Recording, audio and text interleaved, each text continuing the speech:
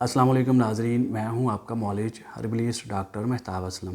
नाज़रीन, आज हम बात करेंगे मनी के पतला होने के बारे में, मनी के क़वाम का पतला होने के बारे में, टाइमिंग की कमी के बारे में। वो लोग जो मनी पतला होने की वजह से परेशान हैं, टाइमिंग की कमी की वजह से परेशान हैं, उनके लिए बहुत ही ज़बरदस्त किस्म का नुस्खा लेके आपकी खिदमत में हाज़िर हुए हैं।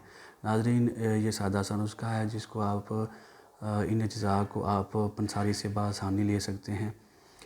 नाज़रीन, इसका जो पहला जुज़ है वो बीज बंद है। बीज बंद इसमें 50 ग्राम शामिल होगा, तोखम काहू 50 ग्राम, तोखम सरस 50 ग्राम, सालब मिस्री 50 ग्राम, मोचरस 50 ग्राम, कमरकस 50 ग्राम।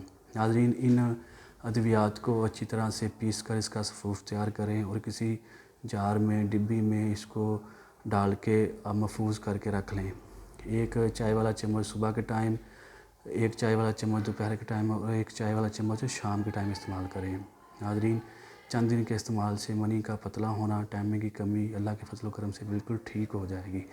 नाज़रीन, ऐसे लोग जो मनी का पतला होने का शिकार हैं वो गर्म अशिया, साग, पालक, मेथी, अंडों का इस्तेमाल बिल्कुल ना करें।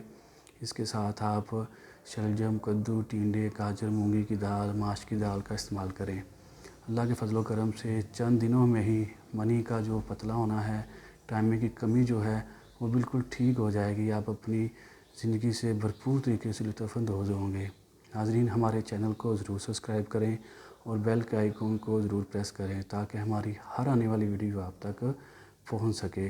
नाज़रीन, इसके साथ ही आपसे इजाज़त चाहते हैं। अस्सलाम वालेकुम।